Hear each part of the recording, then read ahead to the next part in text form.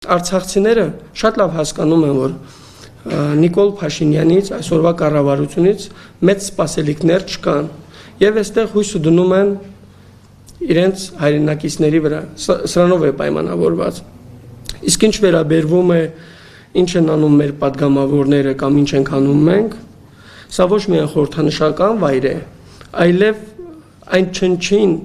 ուրեմն հնարավորությունները մենք պետք է նպաստենք, առաջ քաշենք, որպեսզի արցախցիների խնդիրները լուծեն եւ իհարկե վերադարձի հարցը միջազգային արտակներում ուրեմն ունենանք։ Սրանով է պայմանավորված մեր գործառույթը։ Մենք երբևիցե չենք խոսացել, քանի որ հարց եք ուղղում, ես ուզում եմ ձեր հարցին նույնքան ուղիղ պատասխանել, երբևիցե մենք չենք բարձրաձայնվել շենքի պահպանման ծախսերի հետ կապված։ Քանի որ կառավարության կողմից Արցախի պետական բյուջեն սառեցված է, այստեղ անհատներ են, ովքեր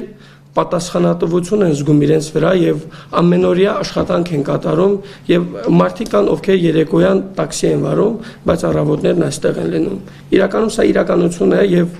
կարիք չկա այս ամենի մասին ընդլայնվելու ժամանակի ընթացքում կգան լավ ժամանակներ, ես վստահ եմ, եւ մի օր դրանց մասին